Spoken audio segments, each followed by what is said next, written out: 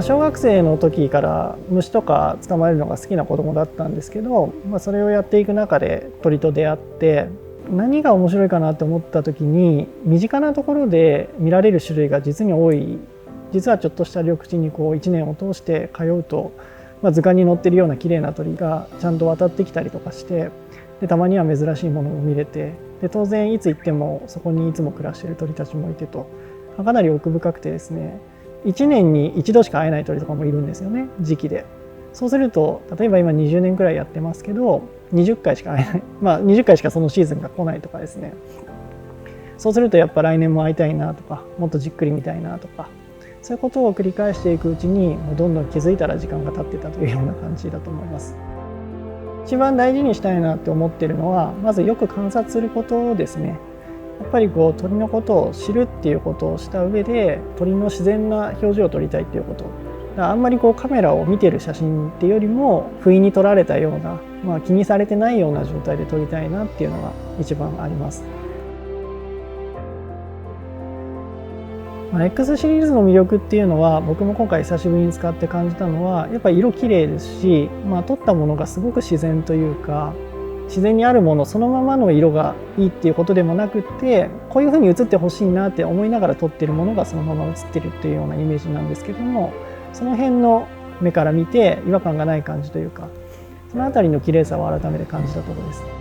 この XF500mmF5.6 なんですけども、こうやって持った印象としては、見た目の割に軽いなという印象は持ってます。しばらく使わせていただいて、やっぱり単焦点の画質の良さもそうですし、X シリーズとしてですね、すごく使い勝手の良いシステムが出来上がっているなという印象を受けました。富士のレンズということで、やっぱ画質もすごく信頼感がある。実際に撮ったものを見て、もう一回感動できるといいますか、そのあたりの画質の綺麗さとかも改めて感じることができまし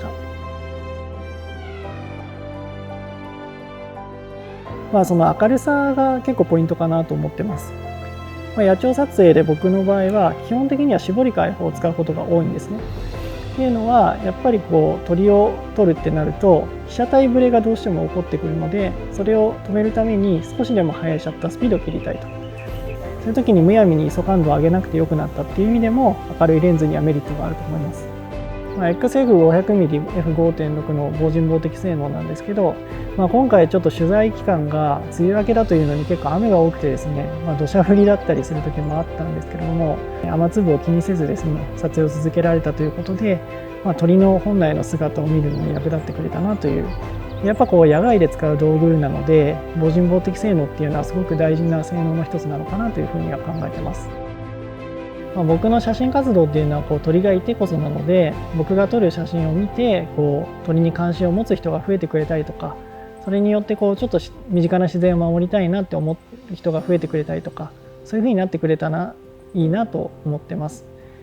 今野鳥撮影の人口って実はすごく増えていると思うんですね。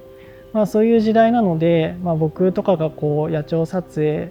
の鳥への優しい接し方とか、それによって撮られた写真とかを発信して、少しでも目標にしてもらえるようになれば、皆さんがそういうふうに鳥に優しい気持ちを持って野鳥撮影に臨んでくれるかなと思うので、そこは大事にしたいかなと思っています。